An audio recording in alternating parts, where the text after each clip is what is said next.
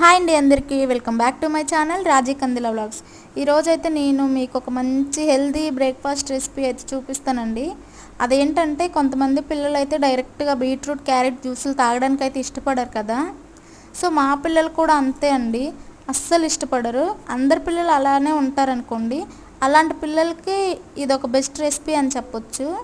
మా బాబు అయితే ఒక్క గ్లాస్ జ్యూస్ తాగడానికి 30 తిప్పలు పెట్టి 3 చెరువులు నీళ్ళు తాగిస్తాడు. అయినా నేను వదలనుగా ఎందులో ఒక దాంట్లో పెట్టి అయితే తినిపిస్తాను. కొంచెం ఇడ్లీ పిండి తీసుకొని 2-3 క్యారెట్లు తీసుకొని అవి ముక్కలుగా కట్ చేసి మిక్సీలో వేసి కొన్ని వాటర్ పోసి ప్యూరీ లాగా పట్టుకోండి.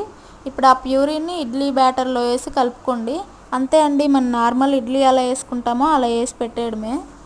దీని టేస్ట్ స్మెల్ తేడా ఉంటుందేమో అని అస్సలు ఆలోచించొద్దండి. నార్మల్ ఇడ్లీ ఎలా ఉంటుందో అలానే ఉంటుంది.